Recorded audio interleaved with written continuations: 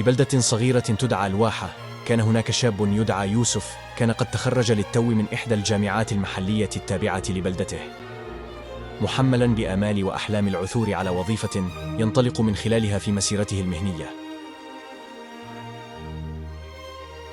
ومع ذلك كان الواقع أبعد مما كان يتوقع، وكل يوم يمر لا يزيد إلا من وزن الإحباط على كتفيه.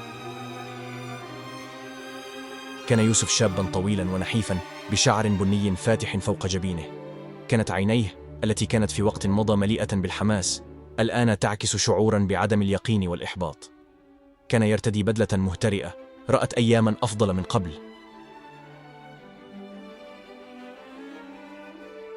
أخذ يوسف يتجول في شوارع الواحة المزدحمة، تلك البلدة الصغيرة التي طالما حلم بالخروج منها نحو عالم أوسع. يسير يوسف في طرقاتها حاملاً حقيبة صغيرة بدت أثقل مع كل رسالة رفض يتلقاها.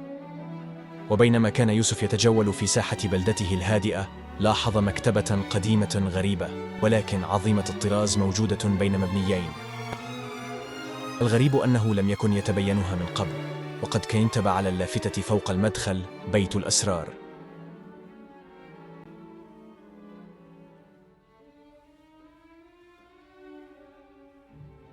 بفضول دفع يوسف الباب الثقيل ودخل إلى عالم يبدو وكأنه يتحدى الزمن. كان الهواء في الداخل مليئاً برائحة الكتب، وكانت الرفوف تمتد من الأرض إلى السقف مليئة بالمجلدات التي يبدو أنها تهمس بالكثير من الأسرار. وراء منضدة عالية وقف رجل عجوز ذو لحية بيضاء ووجه مبتسم. اقترب منه يوسف قائلاً بصوت بدا مهتز قليلاً: السلام عليكم، ما هذا المكان؟ إنه غريب ولم ألمح هذه المكتبة هنا من قبل. نظر إليه الرجل الكبير قائلاً: اكتشف أنت بنفسك، وأشار نحو رفوف عتيقة عليها كتب تبدو من شكلها إنها قديمة الطراز نوعاً ما.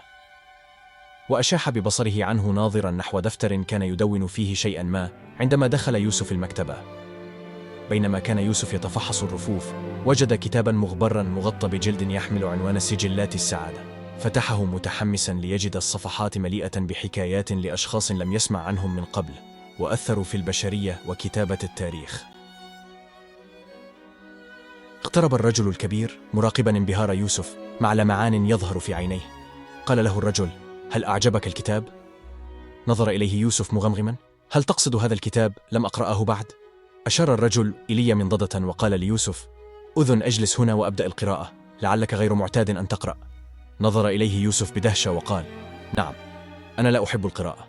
فردد الرجل: أنت لم تحاول أن تقرأ ما يفيدك. انصرف الرجل ليكمل عمله. وأمسك يوسف بالكتاب وجلس على منضدة قريبة محاولا أن يقرأ عن هؤلاء الأشخاص الذين أثروا وتركوا وراءهم الكثير.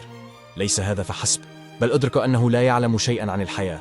ليس لديه إلا شهادة التخرج من الجامعة معلقة على حائط غرفته. أدرك من قراءته التي استمرت 3 ساعات دون أن يشعر بالوقت أن الحياة ما هي إلا أن نعمل، وإن النجاح لن يتحقق إلا بالمعرفة. هو يمتلك فقط شهادة، وليس لديه إلا القليل من المعرفة والمهارات التي لا تتيح له أن يجد وظيفة أحلامه.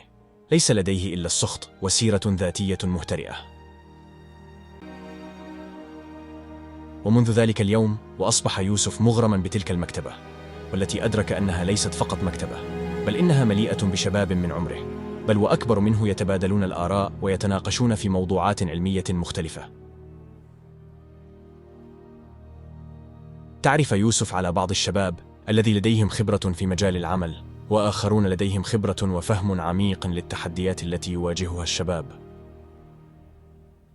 اتضح ليوسف خلال ورش العمل وفعاليات التواصل أساليب جديدة للبحث عن الوظائف، وصقل مهاراته في المقابلات، وتعلم أهمية بناء شبكة احترافية. على الرغم من أنه انتابه الشك في البداية من إمكانية الحصول على وظيفة، اعتنق يوسف هذا الأسلوب في حياته، وأدرك أن هذه الرحلة غير التقليدية قد تكون مفتاح نجاحه. أدرك يوسف أن الطراز الغريب لهذه المكتبة والاسم الأغرب بيت الإسرار ما هو إلا فخ لكي ينتابك الفضول للدخول إلى هذا العالم الثمين. ولكن أتعلمون حقا إنه فخ جميل يتمنى الكثيرون الوقوع فيه لو أدركوا قيمته كما أدركتها أنا الآن.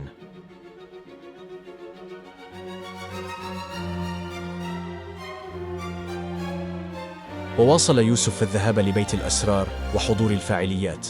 وأثناء فاعلية للتواصل بالمركز، تواصل يوسف مع محترف ذو خبرة في مجال يحبه وكان يأمل بالعمل به. رأى هذا الرجل في يوسف شخص طموح ومحب للمعرفة، وقدم له فرصة للعمل في مشروع هام. هذه التجربة في العالم الحقيقي كشفت ليوسف عن تفاصيل كان لا يعرفها عن المجال الذي تمنى العمل به، ووجد نفسه يكتسب مهارات عملية لا يمكن أن يتعلمها من القاعات الدراسية. تحولت الأيام إلى ليال، ويوسف يعمل بجد على المشروع، يتغلب على التحديات ويحقق نتائج ويسلم ما يكلف به في المواعيد النهائية، ويتعاون مع فريق متنوع. الإرشاد والتجربة العملية جعلت يوسف أكثر مرونة وقدرة على التكيف في سوق العمل التنافسي. مع نجاح المشروع، أدرك يوسف أن رحلته اتخذت منعطفاً غير متوقع، تقوده إلى مسار وظيفي ممتع لم يكن يتصوره من قبل. أصبحت مدينة الواحة تلك البلدة التي كان يتمنى يوسف أن يرحل بعيداً عنها، خلفية للثقة الجديدة والإنجازات المهنية له. بالفعل، كان بيت الأسرار يحمل في طياته كنوزاً وخبايا. لو لم يدخل إليه يوسف بدافع الفضول، لكانت حياته بائسة، وكان سيظل يبحث في الطريق الخاطئ. هل تتمنى يوماً أن تدخل أنت أيضاً بيت الأسرار، ولو بدافع الفضول؟